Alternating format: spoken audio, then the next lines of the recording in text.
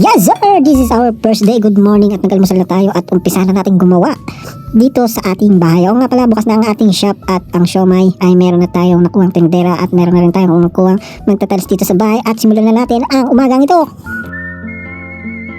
So, ito na nga guys, siya nga po pala si Michael ang nakuha nating tile setter. Si Michael po ay taga Francisco at hindi ko po talaga siya kilala. In-endorse lang po siya ng kanyang asawa. Nakita ko po siya sa online pero nag-background check naman tayo, is okay naman lahat. At makikita nyo naman, first day pa lang ng gawa niya marami na natapos, marami na siya na-accomplish at maganda rin yung pagkakagawa niya, quality and quality. Maganda naman talaga kung kilala mo yung gagawa sa bahay niyo kasi yung mga gumagawa dito sa bahay namin is mga hindi na available ngayon. Kaya naghanap na tayo online. Pero yung nakuha natin, kailangan natin pagkatiwalaan kasi tayo nga pinagkatiwalaan, di ba? Pagdating sa pagtatato, ba't di tayo magtiwala sa ibang tao, di ba? So, ito na nga, umabot na ng gabi. Pumunta na tayo sa shop, nag-collecta na tayo ng benta ng ating tindera. Ngayon is naka 800 plus pala siya.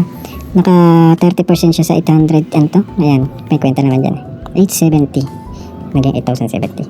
870 times 0.30 is equals to 261. Ayan. So guys, papaliwanag ko sa inyo kung paano hatian namin sa siomai. Ang isang siomai is 10 piso. Namumuhunan ako dito ng 550. Sa 10 piso meron siyang 30%. Ang 30% ng 10 piso is 3. 550 yung puhunan, 3 sa kanya, bali 850 na. 150 na lang ang matitira sa akin. Yung 150 na yun, 150 na matitira sa akin na yun, ibibili ko pa yun ng mga ingredients, condiments, pang styro, pang balot, tapos upa. Ang upa sa pwesto is 50 pesos kada araw. Tapos kuryente, yun yung mga babayaran doon. Kaya almost wala na talaga akong kinikita doon. Pero okay lang sa akin yun. Okay lang sa akin yun. Ayaw ko lang magsara yung siomayan. Ayaw ko lang makita ng tao na nakasarado. Para lang magtuloy-tuloy yung siomayan na yun. Natulungan ko na yung tao. Kahit maliit. Kasi yung kinita niya lang nung araw na yun is 270 plus, ganun. Pero saan mo kukunin yung 270 plus kung nakatanga ka lang sa bahay nyo, di ba? Hindi mo mapupulot yan kung saan-saan kung nakatanga ka lang sa bahay nyo. Half day lang yung pinasok niya na yun. Kaya siya ang gagawa ng pera niya. Parang siya na yung negosyo. Sabi ko nga sa kanya, magtinda ka ng palamig para sa'yo na yung benta, sa'yo na yung tubo. Puhunanan mo. Kasi hinahanap din ng tao. Pag may siomai, syempre may palamig. Hindi ako nagtinda ng palamig. Hindi ako nagtitinda nun. Kaya ayun guys, yung siomai na yun, win-win situation. Natulungan ko siya, natulungan niya ako na hindi magsara yun. Kahit di ako kumita, walang problema. Kumain siya ng kumain kung anong gusto niya. Ang sa akin lang, ayaw ko magsara. Yun lang, ayaw ko magsara. Habang may ginagawa kasi dito sa bahay, di ba? Ito nga yung vlog ko. Yun lang, para magtuloy-tuloy lang.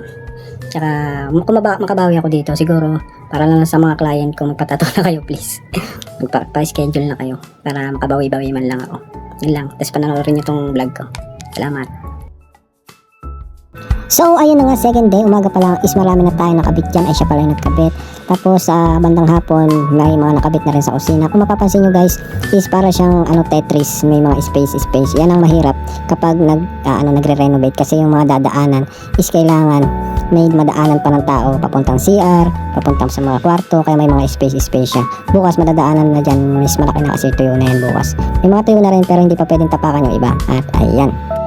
At syempre second day din ng pagkolekta natin dun sa siomayan. Pero sa kasamaang palad is matumal. At ayan, naka 410 lang ang ating tendera. Pero okay lang.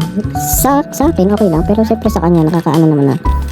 Hindi siya kumita ng malaki kasi ang ano niya lang is 140 yata sa 410. Meron siyang 100, ano lang yun, 120 something. Dinagdagan ko na lang 140 para ano naman. Kasi sayang din yung oras niya. At binigyan ko na rin ng take out na siomai at rice.